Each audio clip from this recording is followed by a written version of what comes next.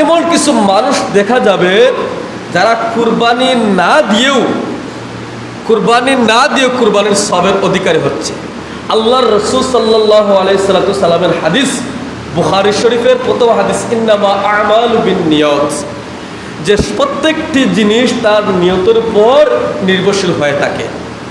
আপনি আমি কুরবানি দিচ্ছি না, বা আপনি আমি কুরবানি দিচ্ছি, যে কুরবানি দিচ্ছে না সে আফসোস করতেছে যে আল্লাহ, আমার যদি দন থাকতো বা আমার যদি সামর্থ্য থাকতো তাহলে আমি আপনার ওয়াস্তে একটি গরু বা একটি খসি বা যে কোনো কিছু, আমি একটি প্রাণী আপনার ওয়াস্তে কুরবানি দিতাম। সে ব্যক্তি নিয়ত করতেছে আমার আর্থিকভাবে সচ্ছল না, এভাবে আল্লাহর কাছে দুঃখ প্রকাশ করতেছে, আল্লাহর কাছে বলতেছে।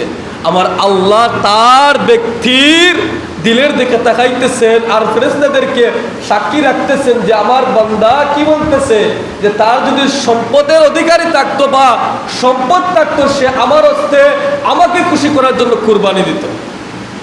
আর সেই ব্যক্তি কুরবানি দিচ্ছে 1 লাখ টাকা, 1.5 লাখ টাকা, 2 লাখ টাকা খরচ করে, সে বলতেছে আমি কুরবানি দিব, এলাকার সব চাইতে বড় গরুটা আমি কুরবানি দিব, আমি কুরবানি দিব, আমার চাইতে বড় কুরবানি আর কেউ দিতে পারবে না, আমি কুরবানি দিব, গুস্তটা খাবো, আমি দেখবা এইভাবে সুন্দরভাবে একটি গরু আনবো, এলাকার মানুষ দেখাবো, কুরবানি দিব। এই যে ব্যক্তি এলাকার মানুষকে দেখানোর জন্য কুরবানিটা দিয়েছে, তার কুরবানি কবুল হচ্ছে না। আল্লাহ ফেরেশতাদেরকে সাক্ষী রাখতেছেন যে আমার কথা কি বলতেছে সব।